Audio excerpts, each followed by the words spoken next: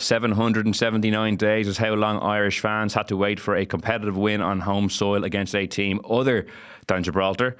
Last night's 1-0 victory over Finland guarantees Ireland a Nations League playoff in the new year to stay in League B, but for now we are left with plenty to discuss following the second win of Caoimhin Kelleher's tenure. Welcome to the Indo Sport Podcast. Will Slattery here with you, filling in for Joe Malloy, who is on duty for Ireland versus Argentina tonight on Virgin Media. And if you want to enjoy some build-up to the rugby, you can find plenty in the Indo Sport feed and also over on the Left Wing Podcast. But for now, I'm delighted to be joined for our post-match debrief today by Dan McDonnell of the Irish Independent and former Ireland international Gary Breen. There's also been some breaking news in the League of Ireland this morning with the announcement that Ruaidhri Higgins has left Derry City after their disastrous end to the season, which we will discuss later in the show. But first though, Dan, we will focus on Ireland versus Finland. Ireland 1-0 winners, the Evan Ferguson header just before half-time proving enough. Caoimhin Kelleher obviously being called upon to save that late penalty to preserve the 3 points. And I want to start with the opening line of your analysis piece, actually. You said, another win over Finland for a team that remain a distance from the finished article. What about last night's performance kind of drew you to that conclusion? Yeah, look, I mean, to be fair, I think Caoimhin Kelleher said it himself afterwards. I thought his demeanour last night, I think his demeanour is very sort of honest after games. And I actually got the vibe off him last night that he was a little bit underwhelmed, you know, that there was no sense to come in and sugarcoat what Ireland had produced. And it was a strange one. Yeah, I thought it was very loose. It didn't quite have the feel. I don't know. I saw some people comment, it was great atmosphere and stuff. I don't know. To me, it felt like just a step up from a friendly, like there was a sort of a freedom in the game, which is unusual. Like normally you'd have this really intense sort of proper international atmosphere in a meaningful game, and while Finland had the motivation to go and win, to get off bottom, they'd left a couple of their 21s at home. They had a bit of a go, like Finland, to be fair to them, they'd nothing to lose, but it just wasn't very complete. And I think even Hamer, after the game against Greece in September at home, he was like, okay, I'm seeing signs of what we're trying to work on. I think after Helsinki, he was in pretty good form because there was a sense of, okay, yeah, Ireland rode the luck a little bit in that game, but there was a little bit more of, okay, this is what we're trying to work on. I sort of feel like last night was a little bit of a mad game at times. It was just wide open. Like it was just 6, 7, 8 times it felt like Finland just like threaded passes through and didn't have to work very hard to create opportunities. So I don't think anyone, I've covered a lot of Ireland draws and defeats, so I'm always conscious of this is typical now. You're talking about a win and you're being picky, but I don't think anyone could walk away from the stadium last night realistically and say, okay, we've turned a corner now. You know, this team has turned a corner. I'm interested, to hear other people's opinions on it. But certainly, my instinctive impression was it was like, okay, great to win, like brilliant to win, and I guess in terms of this qualifying group finishing third, I think you can't say Ireland have done better than they should or worse than they should. I think it's a fair enough reflection of where they're at. But you're just thinking, okay, you know, do you think that this team is going to go and do things next year? As Hamer said himself, if you're going to qualify for a World Cup, you need to be a lot better than this. Yeah, bring Gary Breen in now. Gary, in some ways it's kind of the inverse to some of the Stephen Kenny performances, in that, you know, in his era there was some good performances and the results never quite seemed to come. Last night, getting a win on home soil, as I mentioned, the first time against a team other than Gibraltar in a competitive game for almost 2.5 years. But a lot of people, and I saw you making the point on Virgin, are kind of picking out various instances of the performance that weren't probably up to what people had hoped. No, and you don't do that with any joy as such. And the word I'll probably focus on there is what Dan said. It felt loose. And we're talking about going to this back to basics approach, which is an effective way of playing that enables these players to compete against so-called better opposition. But within that, you have to nail down exactly what are the remits of that type of system. And it's a 4-4-2 system that is having a renaissance even at Premier League level now, because it has its very good attributes, but against other systems there are of course vulnerabilities to it, and notably, and certainly something that we've experienced with Ireland, it's having those two in central midfield and giving that extra man away. And I just felt at times that even the way we were playing it, I couldn't really see any patterns of play in terms of what they would have been doing on the coaching ground that transmitted to the pitch. And that's so frustrating because it is a relatively basic system to play. And even the fact that Matt Doherty comes back into the team and played right back in a more of a kind of hybrid role that at times he would narrow up to make a third centre back. And O'Dowda, the plus of that is that he can get more advanced on the left-hand side at full back. But I'm thinking, well, if you're playing 4-4-2, why are you doing that? It's just complicating the matter for no real benefit. And Heimer talked about, good switches of play, the opportunity that they didn't take advantage of the extra man they had out wide. And of course, we saw that with Mikey Johnson's brilliant wing play and that lovely floated cross for Evan to score. And they were in isolation as such. And I just feel that if they're going to play this system, then it has to be nailed down far more than it has been so far. And my question then would be is, as much as he talks about his philosophy, I think 5 games in, you can say it's 4 games for Heimer because of the fact that he deferred the England game to John O'Shea initially. But I still think that's enough to get those basic requirements forward, because it's not that difficult to coach that system. It really isn't. And I genuinely believe that these players are intelligent enough. They're playing for a host of different types of managers, so they're used to different types of systems. So they can definitely do it. But I saw on the pitch last night lots of confusion in terms of when to press, when to break out a structure, what were the passing patterns, where were the links, where were the partnerships. I saw very little of that, and it was a bit concerning, I have to say. Interesting. Gary's picked out a few things there. Like, are Ireland really suffering from that period where, ultimately John O'Shea took those friendlies? Like, if Heimer had been able to come in earlier, bed in some of these issues in those friendly games with a lot less pressure on, they could have really hit the ground running in the Nations League, and maybe the performances will be better, Dan, or what's your sense of maybe that? Yeah, no, look, I think that's a fair point. I think we all probably acknowledged that when the manager came in, that there's no way, right? There's no way you would sit down after Ireland failed to get to the Euros and say, here's what we're going to do to qualify for the next tournament. We're going to have, 2 windows of friendlies and give someone else a crack at it. An interim manager and so on. So, and in some ways I feel like we're going over old ground there, but in saying that, it's still entirely relevant. Yeah. I don't know. I mean, it's a strange one, because across the year, I feel like I know that Gary's obviously said this before, that it does not, like, Stephen Kenny played in a particular way, and it's not as if then you just have to completely flip and go the other way. But I think maybe we had an anticipation with Heimer that it was going to be about being hard to beat, and some of this language has been about, it's going to be horrible to play against. That was maybe coming from players or from staff, and I still feel Ireland don't look like a horrible team to play against at all. Particularly at home, which is a concern. I think if you look at the games, in Dublin, and teams, opposition analysis that other teams are doing, they're thinking, yeah, this team will give you a chance. I know Gary spoke at the Greece game, and there was a bit of it last night as well, where they're happy to give up the sides a little bit and say, okay, trust on their ability to recover. But yeah, it's just the lack of a real clear identity, really, of the team at this stage. And there are some mitigating factors, right, to be fair. Yeah.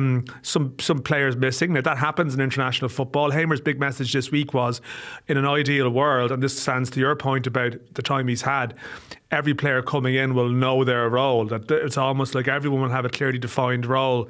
And if you're missing Ogbene or you're missing Robbie Brady, it's a simple sort of replacement. But I don't know. Yeah. What I'm interested in, Gary, is that, right, okay, let's just say that's going to be 4-4-2 going forward, right? I do think, I kind of wonder, would Mikey Johnston and Festy in an ideal world have been the pairings? Because they're you see Mikey Johnston got caught a couple of times even in his own sort of half. What do you need from the wide players in that system, or from the midfield 4 in that system, if you're going to play a front 2? Because to me, it seems like that's obviously a massive issue here.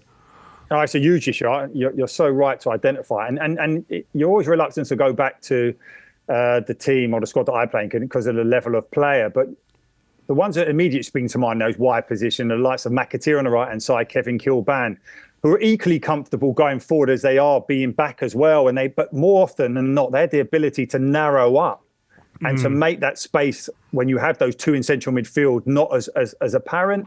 The fact that our defence would squeeze the pitch as well to keep it condensed. And of course, you've got centre forwards who can drop into 10, whatever. But it'd be interesting because you look at Abicelli, you think exciting, and you think Mikey Johnson as a winger as well. And you wonder whether or not, certainly looking at the England game, would they be thinking or kind of like veering away from those out-and-out wingers to maybe even put O'Dowda in that advanced left position and maybe Knight in the right. So they do have the energy to get forward. They do have to have that ability, because Knight's performed well for us at times under Stephen Kelleher on that right side of midfield. So they can do that little bit in that final third, but they will naturally get back. They will naturally narrow up. And you could probably put more defensive-minded players in those full-back areas. But it's difficult. But ultimately, we can reference the fact that Brady and Ogbeni are not there. But I still wouldn't expect the philosophy to change in terms of what they're looking to do. I don't think it's a case of players being missing and they're the type who, like Damien Duff, can get the ball off the goalkeeper, take everyone on and score. I still think there should be a method behind how they're playing.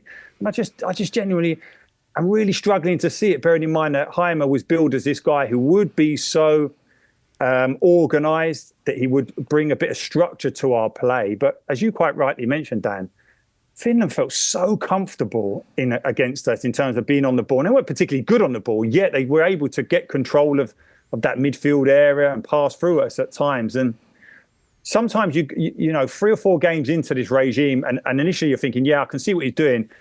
After last night, my initial excitement in terms of what I saw in terms of a front two, Smodix playing centrally with Ferguson, I thought he threatened him behind well. But on review, when you kind of sit back and digest it all without the emotion of actually watching it live, I was feel a little bit deflated in terms of just how far off they are in terms of the patterns they need to be nailed down. I do want to ask you guys about positives as well, because they did win the game. But one last point off what Gary was saying about, you know, what he's been watching. You know, Heimer's given 22 players starts across the first 5 games. There's obviously been guys unavailable across that. Like, do you think he knows his best team yet? Like, do you think if everyone was fit, he would actually be able to identify, this is my strongest team, this is the best team, this is the most effective team I can put out, and the formation I want to put it in? I don't know. Like I last month there was a sort of a sense maybe that you're with the available options, you were thinking, yeah, you have an idea of what his best team might be, but I don't know. Then I know Gary spoke about this, like, you know, you think, okay, there's a Collins and Scales partnership developing, but then he's brought Shane Duffy back in. And now I know he wasn't able to take up the role because of injury, but he's speaking about, okay, maybe he's not sure about the leadership in that area. And I like the Smodix positioning is one as well, because I sort of wondered, like, if he wants to play in a front two, then obviously Smodix is probably going to be in the middle, but then that leaves a vacancy on the left. I thought maybe he was going round to maybe, you know, Smodix on one side, Ogbeni on the other, and Ferguson between them. But obviously he's now talking about a front two. So to answer your question, I don't think so. And obviously, like, Ogbeni's gone for 9 months now, it seems. So that's a big question. You know, he's gone for Cullen and Knight in midfield for a couple of, you know, consecutive games. But obviously Will Smallbone looked like he was going to be a starter, and he hasn't been around. So the picture just seems a little bit confused, all right. And then maybe that's not a bad thing. But I don't know what you think, Gary, because like it did seem like there was a Collins Scales partnership forming, and then the comments around the squad announcement would make you think maybe he's not sure. Yeah, and my initial reaction to what he said, it centred around the fact that he said in the first half against Greece, he didn't feel the 2 centre-halves won enough duels. And then he caveated that by saying he's bringing Duffy into the squad. Now, that's all in good, bringing Duffy back. I have no issue with that at all. But so I thought, oh, do you know what? I'll watch that back, that first half. And I just didn't see it. There were 2 or 3 occasions, I could argue, but I was clutching at trying to find those examples of them not winning the first contact. So ultimately, what you saw in that first half against Greece was just they were totally dominant in midfield and at 10. So they were able to move our team around, and the kind of centre-halves were being moved far more than they would hope to. They lacked a little bit of composure, but that made absolutely no sense. And you're looking for consistency in terms of selection. And of course, as you rightly mentioned, there'll be injuries. And this is an opportunity for him to see everyone. I don't like the fact that he's using the Nations League. I think we should be going after those type of competitions. But he's got an opportunity to do that. He's made 5 substitutions in all of the game, apart from Finland away, where he made 4. So many players are getting opportunities. And yet on that centre-back issue, Duffy's not in the original squad. He's got McGuinness and he's got O'Brien. And as much as we've seen so many players, we've seen nothing of them. And you think, OK, well, if you're going to see everyone, let's see them. So it just doesn't kind of add up. And that's the frustration where you're kind of thinking, well, hold on, this don't quite make sense. And on last night, I thought Collins, I thought he was excellent. I thought Scales was excellent as well, in terms of they were doing little things where Finland were breaking, getting in wide. They were taking up good early positions on that near post, and they had a bit of authority about them. I think Collins, in terms of getting the armband, has really responded well to the mistakes he made.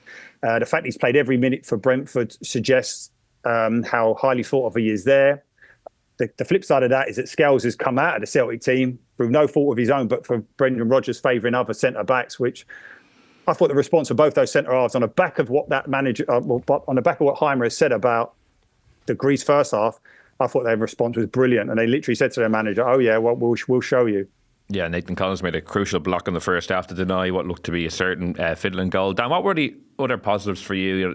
Gary mentioned obviously the centre-backs being quite solid at the back. Anything else like that you saw that you thought, okay, that could work, that's promising?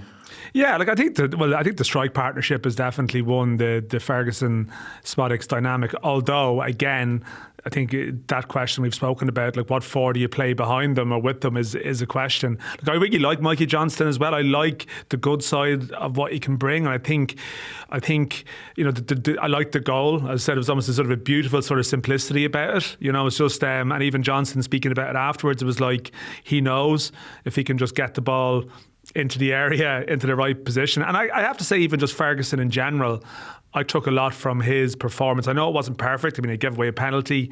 He's still, like, you can tell he's still feeling his way back. But yeah, there's something I like about a 1-0 and the Ferguson goal. Like, if Ireland are going to qualify for anything in the next decade, the template, you're going to need a lot of those, Yeah. And I think with Evan, I've such sympathy for him in some respects, because there is only one of him, and he's 20, and yet if he doesn't play for a couple of weeks, it's a story. And of course, look, we should be analysing and looking at these things, but I actually like the fact maybe at the moment, it sounds like it's a bit stupid thing to say, but okay, he hasn't been playing every week for Brighton, but I feel like he's coming into these windows going, okay, like he's coming into a place where he knows he's got the responsibility. He's, at times last year, he had those injury issues. You felt like maybe Brighton were minding him around their international windows, and there was a sense of he might be under a bit of pressure from his club. Now he's actually used these windows to push himself forward. I think you can see an image there of, okay, like, Evan is the future. Like, I don't think Evan Ferguson is going to drift away like, maybe an Aaron Connolly or an Obafemi or some of these players. I think Evan's here for the next decade, without a shadow of a doubt. Yeah. And I liked what I saw from him last night. Yeah, it's not perfect, but he still has this presence, the through ball for Smodics. I know he was offside, but then you have the range between that and then he's like getting on the end of a cross and scoring a header. It's like, we are totally entitled to be excited about this fella. It's absolutely fine. We don't have to apologise for it. He's going to be a big player in the next 10 years without a shadow of a doubt. Yeah, the leap for the goal was particularly impressive. Like the Finland defender, the left back, I think, was put, it's like someone slam dunking in basketball and he's just ducking under it. It was an impressive leap. Gary, on Evan Ferguson, Dan's points there, like, how important is it for him to kind of get clarity on his club future to really prosper with Ireland? Like, does he need to go to another club where he'll be playing regularly? Or to Dan's point, do you think he's actually kind of in a roundabout way benefited from maybe being hungrier or being fresher or having a point to prove when he has come into Ireland camp, given his current situation at Brighton? No, you're always mindful of speculating and trying to change clubs for him, but ultimately you just want him to be healthy. And I know the fact he probably ain't getting as much game time, but he's training all the time, and that's what he'll enable his injuries to heal properly. And then you'll see in the glimpses, as Dan quite rightly said, I mean, that jump was brilliant. He gets up so early as a recovering centre-back trying to get back on that cross. You've got no chance. He gets up, he hangs there. It's a brilliant bit of centre-forward play. And for me, I just think he's in a great place at Brighton. I think he'll get his fair game time there. But it's difficult because when you get in on those kind of clubs and you get the shirt, it's very difficult to remove those players. So the only way you can do it is by training regularly and staying healthy. And that's all you hope. And then obviously we'll get the benefit for Ireland. Another positive, Dan, was Caoimhin Kelleher's performance. He picked up man of the match. The penalty save was, a huge moment. It looked like the air was going to come out of the stadium, and said it was, you saw the reaction on the bench of the management team. His very interesting as well, his future. He's kind of like Evan Ferguson, like there's a bit of uncertainty around him. Like your piece today, you mentioned not only Evan Ferguson, but Caoimhin Kelleher will have to play a massive role in any success Heimer Helgrimsson has. Like, how vital is it that he gets some, I suppose, again, clarity on whether he'll be playing with Liverpool, whether he'll be playing elsewhere, and and how quickly that's resolved. Yeah, well, look, I mean, Arnie Slot has said last week Alisson is the number one, and that's emphatically as well. Very emphatically, and I just think as well, the game is just about players sometimes, and you just sort of see. You see Kelleher and you think, well, it makes sense that he was comfortable last night because he's playing at the highest standard of club football pretty much in the world at the moment. And well. And he's just so calm, I know he made the mistake in Athens or whatever, but like he has this sort of composure about him. And yeah, I understand. Like he said himself, he tends to use international duty now and again to come and do a press conference to say, I want to go, I want to leave. It's like his safe space to come and talk about it. But Alisson seems to be so injury prone at the moment that it feels like he's going to be at Liverpool for the rest of the season anyway. I find it very hard to see how anything would happen in January when they have the keeper coming in, the Georgian keeper coming in the summer. So I think from an Irish point of view, it does look very likely that our World Cup campaign is going to be centred around next September, October and November. Like very likely Ireland are going to be in a 4-team group. There's going to be a little bit of a sprint. So in terms of like the situation of someone like Kelleher, and like Gavin Bazunu will be back, and I'm still a big believer in Gavin Bazunu's abilities, but if Kelleher wants to be number one, I think next summer is going to be the key point for his future. But I just think it's a good problem to have, because I can assume, Gary, even as a defender, if you've got someone behind you who's exuding a bit of confidence, life's a lot easier.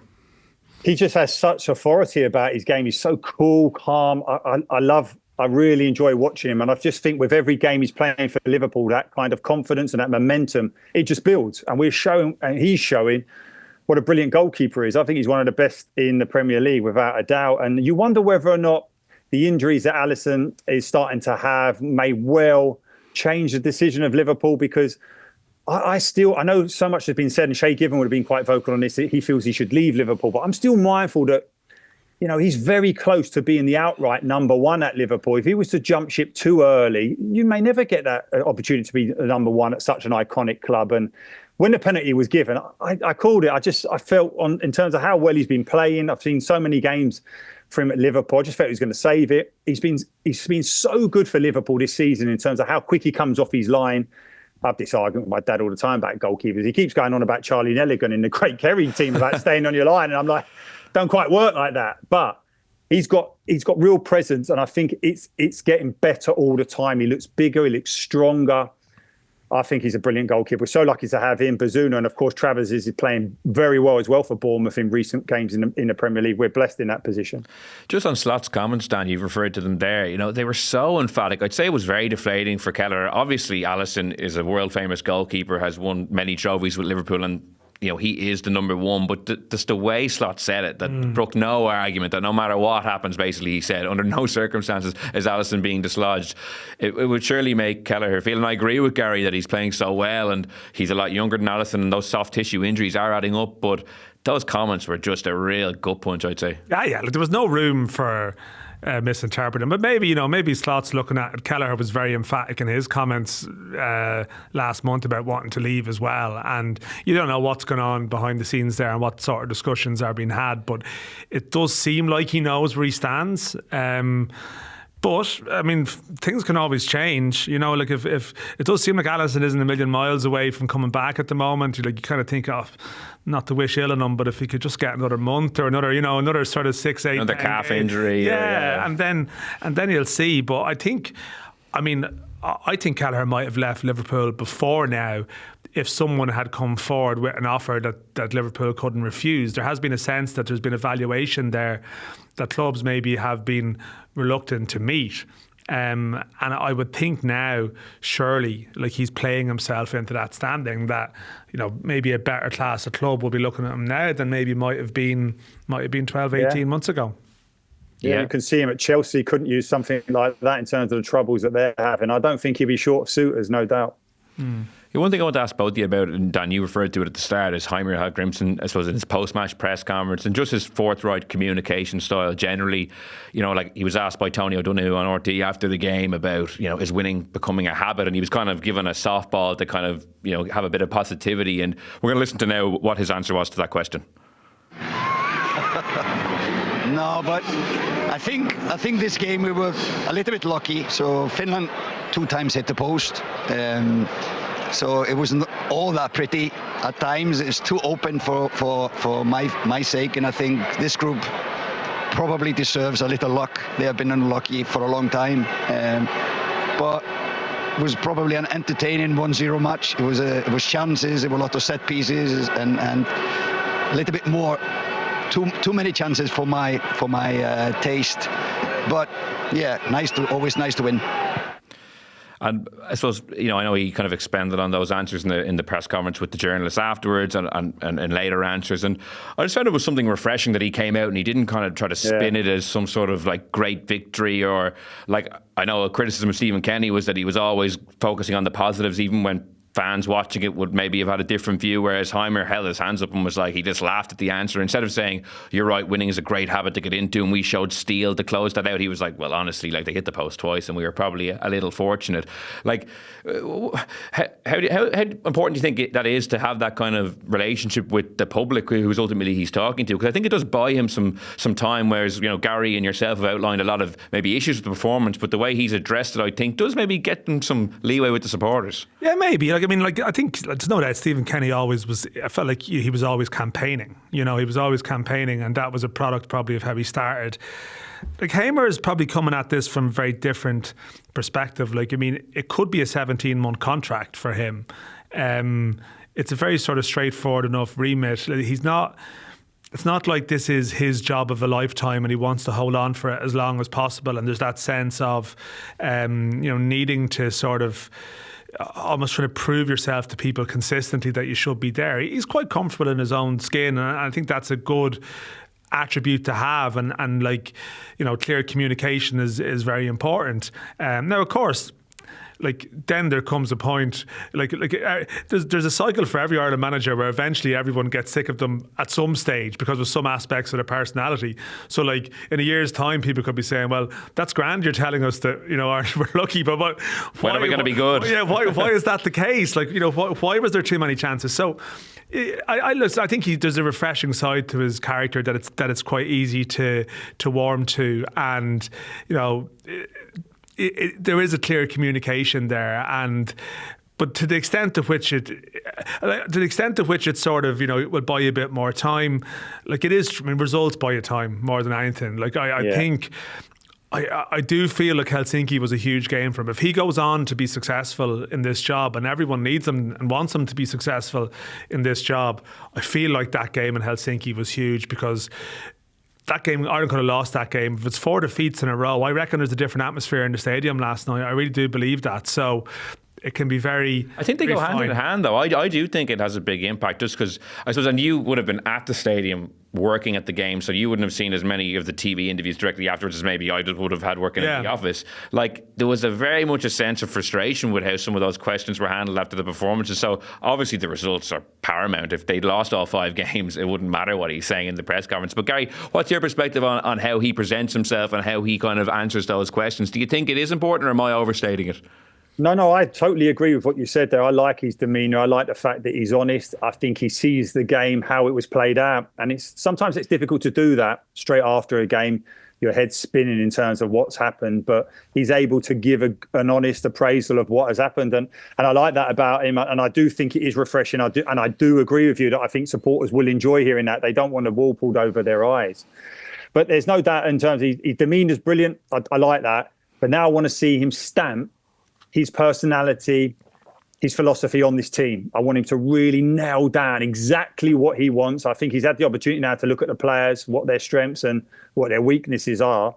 And I think in terms of what they're doing in terms of coaching, I think that needs to be properly honed and fine-tuned so that these players have an opportunity. But I agree with Dan. Yeah, I think the press certainly do enjoy how engaging he is with them. I think he's good at that. I think he's come over here. There's been that kind of acclimatation period where he's had to learn about the Irish squad and what it actually means to the players, what it means to us as supporters watching it. Whereas if you look at someone like Craig Bellamy, instantly impacts at Wales because he knows what it's all about. I genuinely believe that Thomas Tuchel will instantly impact with England because he knows the league well. He knows what's required.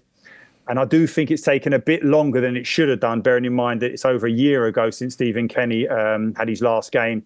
And yet I don't think we're any closer to having a definitive way of playing and one that can ultimately be successful and get us challenging in qualifications.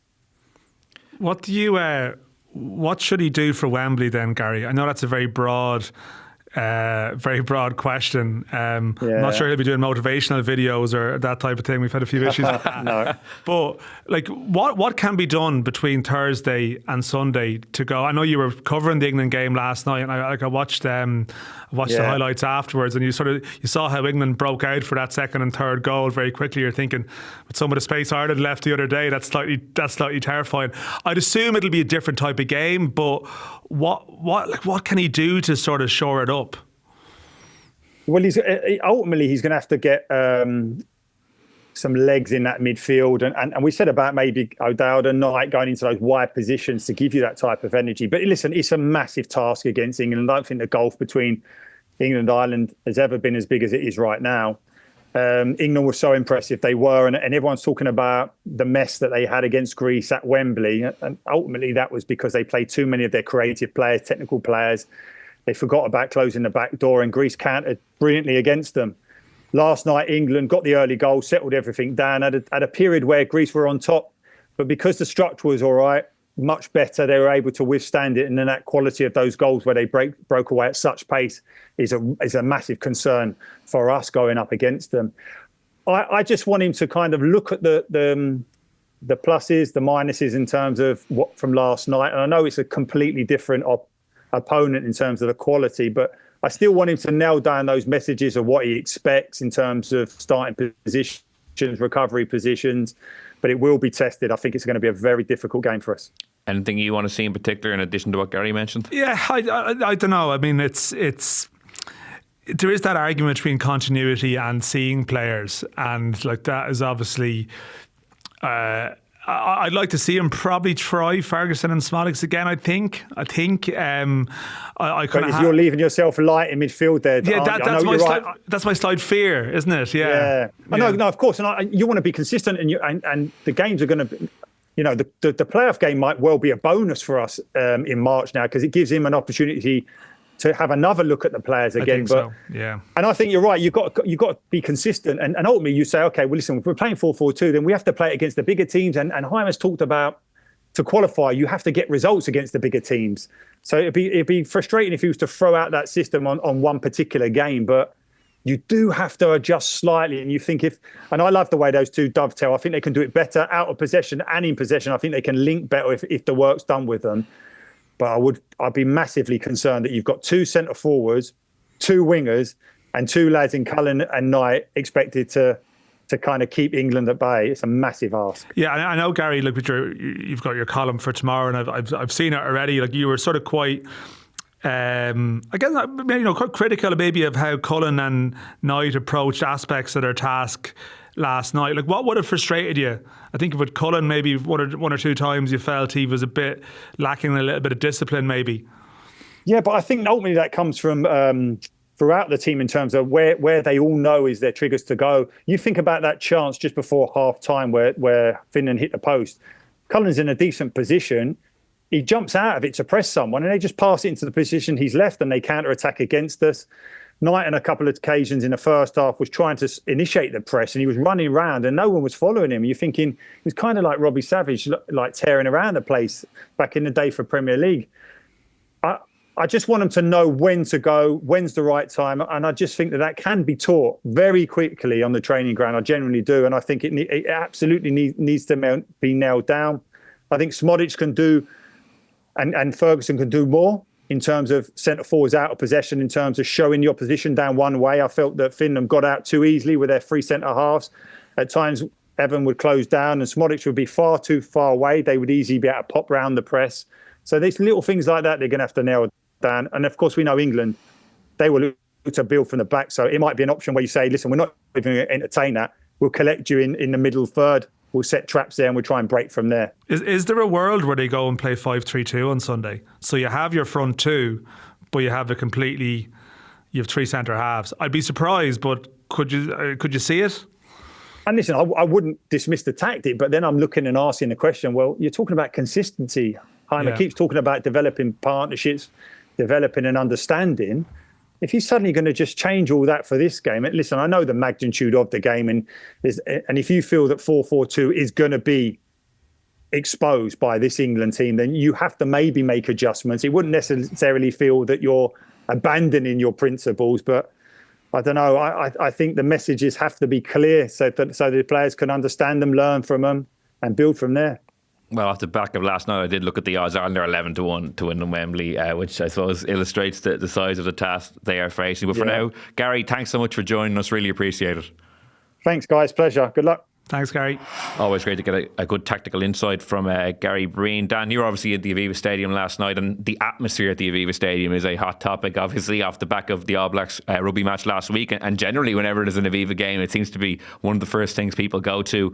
You know, what was it like last night? How did it compare with the rugby last Friday? Oh, God, yeah. You have to talk atmosphere now. Well, the thing is, like, there's no doubt the best atmosphere in the last week in the Aviva was the cup final, like, by a mile. But that's that's not really surprising because, like, that's...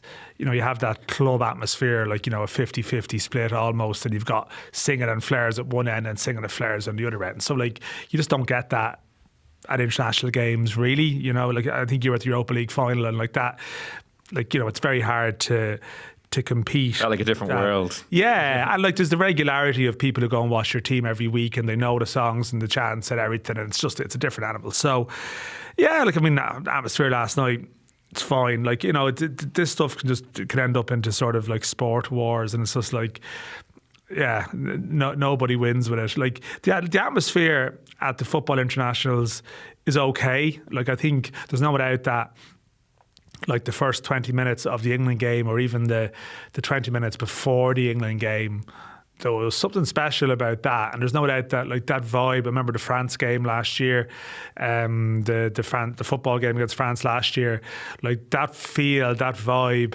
an hour before, half an hour, 20 minutes before a really big football international is great. You know, it can be brilliant. But yeah, look, I feel like there's also been a lot of games as well.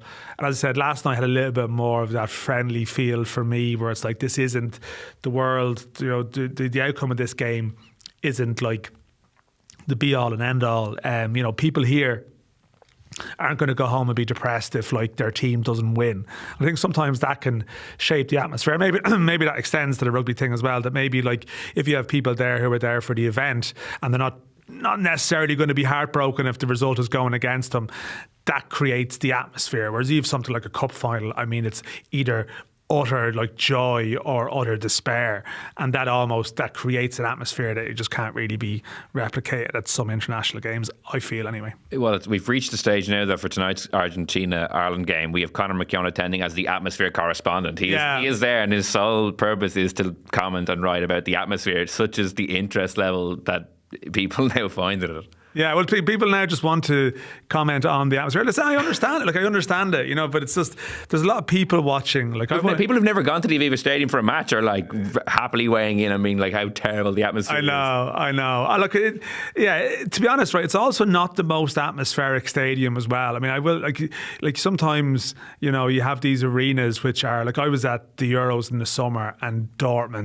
Dortmund stadium is fantastic. Like, it's just brilliant. It's like the design of it, the crowd is like, there's a massive capacity. It's still like close to 80,000 people, but it feels like a 40,000 stadium just with the design and the arch. And I think sometimes the Aviva, it's very exposed to the wind, and it's just a bit like, you have the small stand as well. Yeah, it's a nice arena, but it's just like people just end up sort of that hum of conversation. But I think, yeah, there's no doubt that like the people watching side of things is a big part of the match day for some people. But again, if you have success, you get the corporate crowd. So, you know, sometimes you look at the football matches, what our seats are, the boxes are empty. That row with the boxes is empty. Often there'll be more spaces in the premium than anywhere else. And yeah, maybe that can shape the atmosphere. And I think I've heard you mention before that Caoimhin Kelleher has been like maybe a little bit surprised or perplexed with certain elements of the Irish football scene. I think explaining to him the atmosphere conversations we're having, I'd say you'll find that kind of curious as well. Well, he was like in Finland, he was just looking at the crowd going, oh wow, like this is mad. But his previous jobs have been in Iceland, where it's very like, it's like a family, like it's not a place that attracts massive crowds just purely because of the population. He's been in Jamaica, he's been in Qatar working in the club game, which is soulless, definitely. So, he's never actually really... So this is a step up. Yeah, well, in terms of intensity of interest and of a real hardcore away support, say, travelling to games... the Iceland have the thunderclap, but aside from that, it's not necessarily like a heaving football environment. But yeah, I mean, it rages on. I think, like, what I will say with the football team in recent years, even though they're at a very low ebb, like the crowd numbers are still pretty good. Like the numbers of people going to the games are good, but it is quite a young crowd. It is definitely, you can feel that it's a young crowd. I think after COVID and the Kenny era and stuff, it's definitely, sometimes on the away trips, it's a lot of older fans that are still going in their, Italian 90 gear and their jerseys and so on.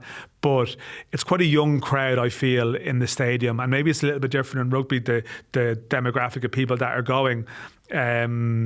It can be different, but I think definitely the football internationals can often be a lot of young people there, and that is a natural, that sound of an atmosphere where it's a very young crowd. Yeah. It's a little bit different to a really intense game. I mentioned at the top of the show 779 days for a competitive win at home against a team other than Gibraltar. Like you mentioned, there's a lot of season ticket holders who've been going for years, and it's September 22 was that Armenia game where they won, and that's a long time to be waiting to beat kind of another team, as I said, other than Gibraltar.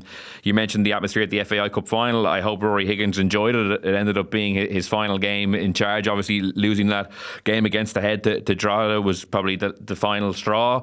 But for people who maybe have been following the League of Ireland chase with Damien Duff, but maybe haven't been plugged in all season, like how would you contextualise what happened with Derry? Because it was a pretty stark decline over the very end of the season. Yeah, well, I mean, I will say about the cup final, like the strange thing was, like within 10 minutes of the game being over, like the Derry City section was deserted. They were gone. And that sort of sums up the mood. Like 2 years ago, they won the cup. They thrashed Damien Duff, Shelbourne in the final. And there was a great buzz. It was like, Derry are here. This is a club going places. They are going to challenge Shamrock Rovers. And they're going to threaten almost the Dublin domination of the league. And it's been quite flat since then. They had some good moments in 2023, but in Europe in particular. But this year, it's just been underwhelming. Like the reason Shelbourne's story is a brilliant one is because they were 25-1. It's because they don't have one of the top three budgets in the league.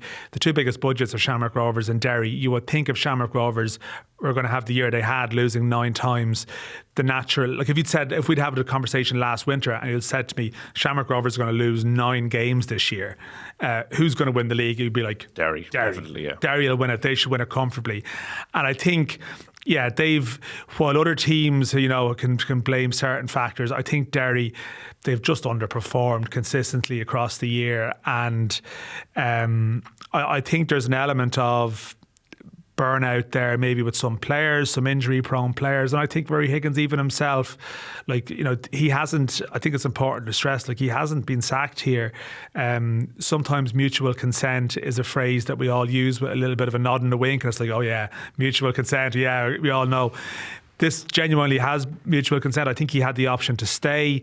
I think the owner would have been keen for him to stay, but I think actually all parties have sat back. They had big discussions on Wednesday and realised, I think the best thing forward from here is just to reboot. But it's interesting because in the post-match interview on RTE after the game, he said that there was a quote as well that he wanted to stay on and fight on. Yeah, he said his intention was to stay. I thought the language even on that was a bit... Yeah, it was open for interpretation in hindsight, but even at the time, some people were like, not sure. So what does that mean for Derry? Obviously, there's been big investment there. Have they missed their window to win a league? Is there a danger if you're a Derry City fan today that I suppose the kind of that era is over, or is it a case of plugging in a new manager, going again, and they'll still be the top 1 or 2 or 3 teams next year? Yeah, it's a slight fear. I mean, I think maybe sometimes it's hard. I know they talk about it in Derry, like the Dublin media, and we can be a little bit removed from how important the team is to a lot of people there, and the fact that they haven't won the league in 27 years. So you're talking about, for one of the, certainly 3 or 4 biggest clubs in the country to have not won a league in that time, when as we know, there's a boom and bust cycle in the League of Ireland, or there was, particularly in the 2000s, where it's almost, it's gone around the merry-go-round. And think of all the different teams that have won the league since then, and Derry City haven't done it. And I sort of agree with you. There is a fear that they've missed their window. They'll never have a better chance to win the league than this year.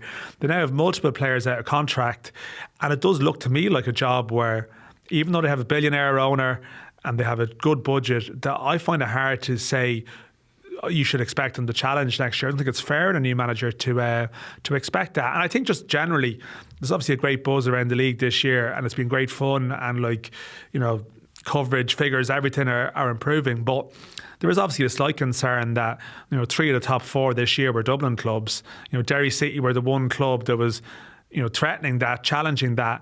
And if they have a bit of a drop-off next year, you end up with a very Dublin-dominated top of the table. And I don't think that's healthy. As much as it's great that there's big personalities and characters involved, and Damien Duff and Stephen Kenny and so on, you want it to be a truly national league. And I think a strong Derry is one of these things that you actually do need. And one way to kind of keep them prominent, and you and Gary were joking before we went on air, is hiring, a Damien Duff-esque figure. Is there any possibility of someone of that? Obviously, no one's of Damien Duff's stature, but someone in the stratosphere of maybe taking that job on. Yeah, it's a tough one. I don't know if they'd be a natural fit for Derry. Derry, there is a sense of, for the outside manager, Stephen Kenny was up there and really bought into it, and yeah, it's funny. If it was 6 to 8 months ago, I'd say some people at Derry would be sad that Stephen Kenny has got back into the league, because he would have been perfect. But I think, as a general point, there's no doubt that there's going to be a lot of ex-international players struggling to get on the ladder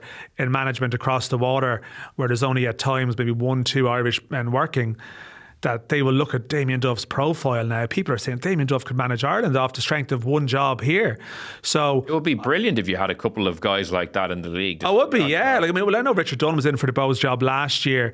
I'm just not sure if Derry is the right fit, but I've no doubt that a lot of some of those players who want to go into management now, like the likes of Glenn Whelan or people like that, would, I think, be open to looking this direction. I know Glenn Whelan isn't a Damien Duff, and it's hard to match him in terms of his charisma and presence, but I think ex-internationals generally looking to get into the management ladder will definitely look at Ireland as an option now. I'm just not entirely sure that Derry is the right fit. Maybe a couple of years' time, I've no doubt James McLean will end up back at Derry City. That's the first thing I thought of, but obviously I think that would be too soon. I think it would be player manager maybe. Yeah, Wrexham doesn't go well. Yeah, so the thing is, Wrexham is going pretty good, and I think he's on a good thing there. It is quite literally a Hollywood story. Yeah. So I'm expecting him to be a key character in the next season. I think he'll be staying put for now. I think so. It'll be certainly interesting to watch. I'd like to thank Dan and Gary for joining me on today's episode of the Indo Sport Podcast. Joe, we'll be back in the hot seat next Monday reacting to Ireland's game against England. So in the meantime, enjoy your weekend, and we'll chat to you next week.